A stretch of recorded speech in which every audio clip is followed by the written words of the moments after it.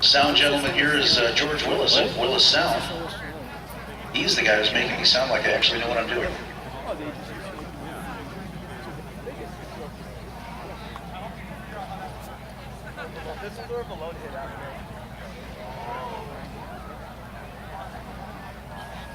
Okay, we're about 1.5 minutes out from the beginning of contest flight operations. We will be flying strictly according to the time windows. As we mentioned to a couple of guys, it is not to your advantage to wait in your round. We would like to suggest you get your flying in each round as quickly as possible, so that if something goes wrong, like you have an igniter failure or something of that nature, you'll be able to respond to it without having the pressure of having like 3 minutes left in the round. So remember, time is not your friend. You want to get ahead of it, not behind it. 45 seconds till the beginning of contest flying, ladies and gentlemen.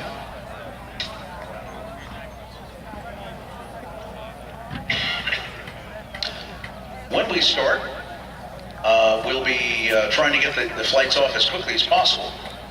And in between, we're going to have some announcements by Remy Nathan of the Aerospace Industry Association, giving you information about some of the organizations and companies which have helped to sponsor this event.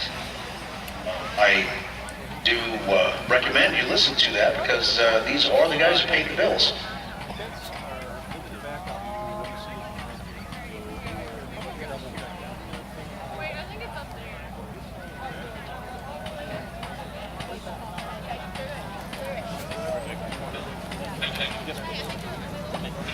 All right, ladies and gentlemen, the time is 8:30. We are in the contest round. We are in the contest round at this time.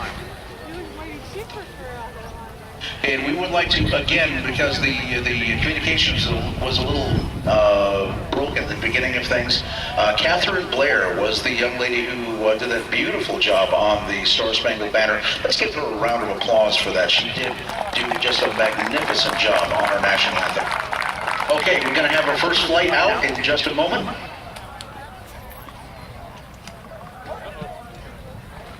All right, it'll be team number 9082 from El Paso County, 4H, Colorado Springs, Colorado. They're the first 4H team to participate in TARC from Colorado, and they made it to the finals. They live in opposite ends of the greater metropolitan Colorado Springs area. They meet every Friday, many Saturdays, and more often. They've learned that TARC is a tough challenge, and sometimes a little luck can go a long way. They gave a presentation to the Air Force Academy Aeronautics Department. We have a whole series of other things, but I'm going to go ahead and skip it. We're going to fly with a single E-28-7, 4, 3, 2, 1. Holding. That will happen a lot, ladies and gentlemen. 4, 3, 2, 1. Launch. Our first contest flight is up. What size motor did they say? Yep.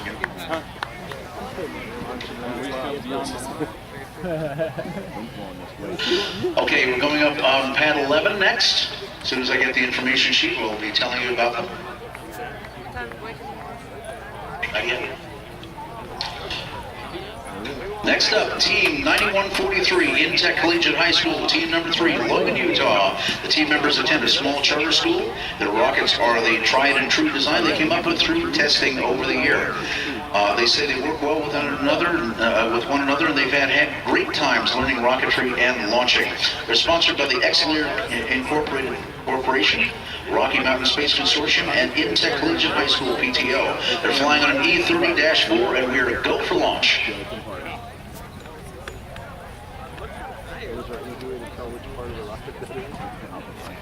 It's going to be really hard to say.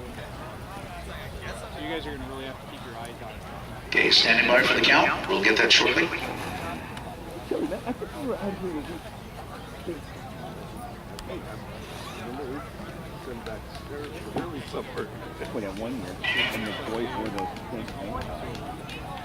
Standing by for the count. 5, 4, 3, 2, 1. Launch.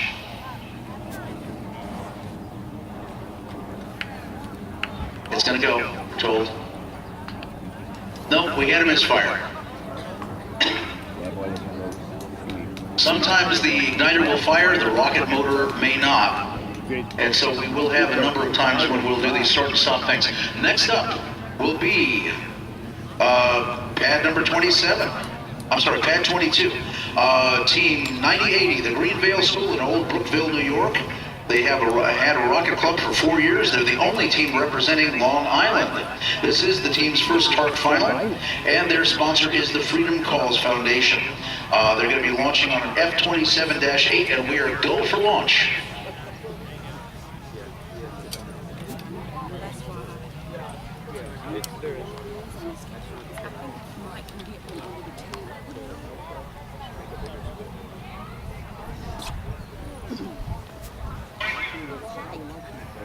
Six, 5, 4, 3, 2, 1, launch. Nice loud motor. Good straight boost. It's up in the mist. I can't see it myself. I did hear a pop. Hopefully that means that they had a successful flight. Yes, you can't find the cause, but mist is fine. Next up will be pad 21. It's really light rain, right? It's a big thing. You don't want to. Next up, Gaston Day School from Gastonia, North Carolina. The team comes from Gastonia, North Carolina, home of Sundrop Soda. This is their first time participating in TARC, and they're happy to have made it to the finals. The team has been working together on rockets for over 2 years, and they have had a great experience together. Their sponsor was Curtiss-Wright Aviation, one of the great names in aviation in America. They're going to be flying on an F-50-6, my favorite rocket motor in the whole world, and we're go for launch. Waiting for the altimeter, which is good. Remember, we have barometric altimeters. On duties go. In other words, the igniter is good.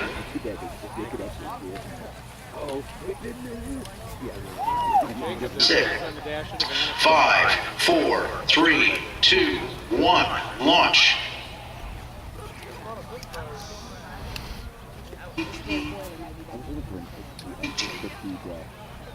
We apparently had a misfire. They're going to put another igniter in and give it another shot later on.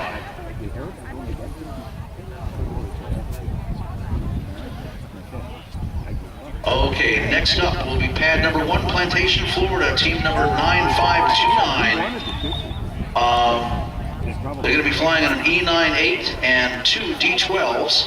And we have not much of anything else. They fly 2 fin rockets. That's about all I have for you.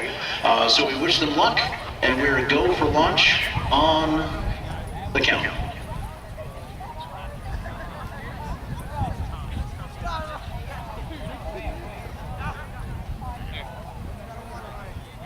Okay, ladies and gentlemen, as I said, we're going to be doing a little bit of start and stopping. We have to wrangle a lot of people out there, get the attention of timers. Timers are going 1.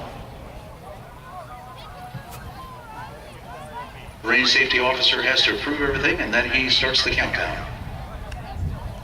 Duties go. Electricity is going into the igniters.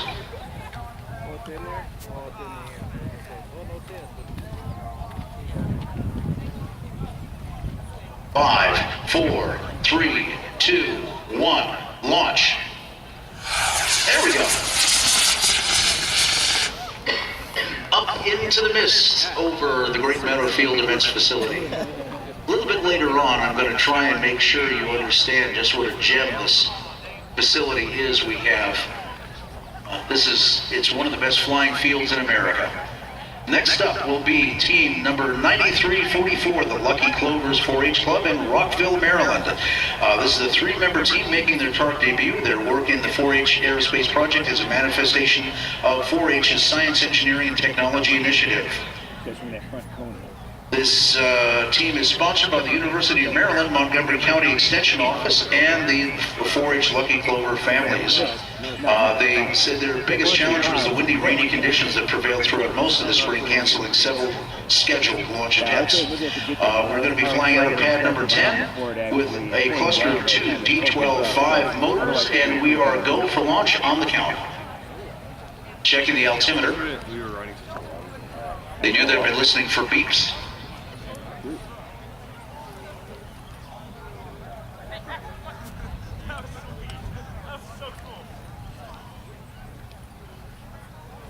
Standing by for range safety.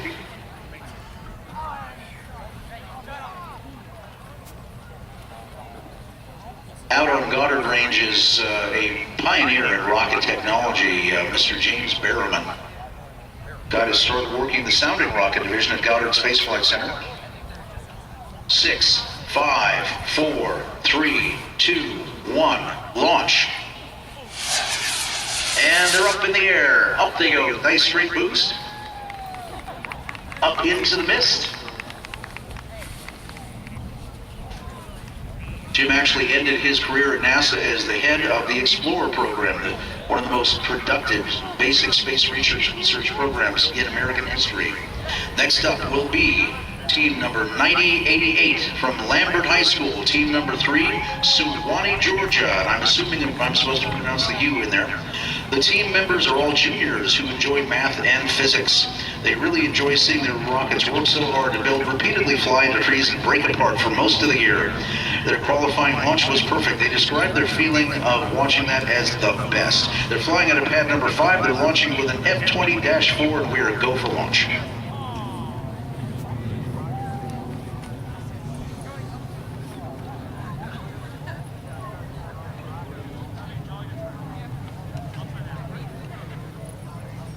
Okay, we're holding for aircraft right now. The thing is that there's no way we could hit them, but we want to make sure there's not even the slightest appearance. Okay, gonna go. 4, 6, 5, 4, 3, 2, 1, launch.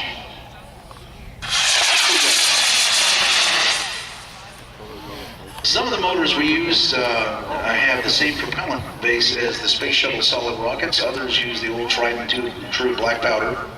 The brighter flames are usually the ones with the composite propellants.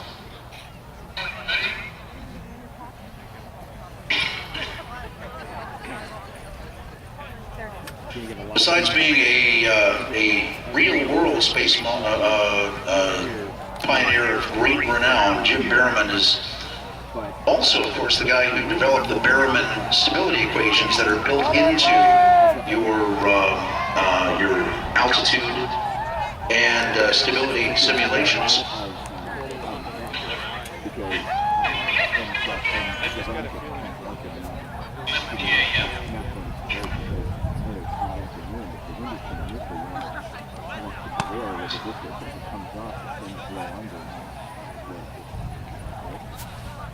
All right, next up will be Team 9303, Millington High School, team number 1. They're from a small town where cows and horses roam the grounds next to the school. On the last day of the school, people ride their tractors into class. They've been a team for just over 1 year. They work well together. The team has 25 sponsors, including Millington Boosters, the Millington Rotary Club, and Pine Tech. They're going to be flying an F-39-6. They're coming out of pad number 6, and we're go for launch on the count.